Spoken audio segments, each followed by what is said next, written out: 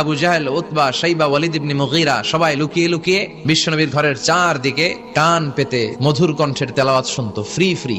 বিশ্বনবীর তেলাওয়াত যখন শেষ হয়ে যেত, এরা ভাগলপুর দিত দৌড়। ফিরে যাওয়ার রাস্তা থাকতো একটা, কয়টা দেখা হয়ে যেত। একজন আরেকজনকে দোষারোপ করতো। আবু জাহেল বলতো, কিরে তোর আসলি কেন? ওরা বলে, তুই এলি কেন? দিনের বেলা ভাষণ দেস মোহাম্মদের বিরুদ্ধে, রাত্রে বেলা চোরের মতো তুই আসিস কেন? একে অপরকে দোষারোপ করে। আবু জাহেল বলে, ঠিক আছে, কাল থেকে আমিও আসবো না, তোরাও আসবি না। চল আমরা শপথ নেই যে কেউ আসবো না। দস্তখত দে, সিগনেচার দে, যেই আসবে তার মাথার চুল কামিয়ে আলকাতরা মেখে মক্কার বাজারে ঘুরিয়ে ঘুরিয়ে অপমান করা হবে। সবাই রাজি। আবু জাহেল বলে, দে। রাজি হলে সিগনেচার দে। সবাইকে আবু জাহেল, তুই না তা তুই আগে দে। আবু জাহেল 1 নাম্বার, নাম্বার 2 উতবা, নাম্বার 3 শাইবা, সবাই সিগনেচার। কালকে কেউ যাবে না, কেউ যাবে না। দিন গড়িয়ে রাত আসে। বিশ্বনবীর যখন তেলাওয়াত করার টাইম, ওই টাইমে আবু জাহেলের তেলাওয়াত শোনার প্যারা উঠছে।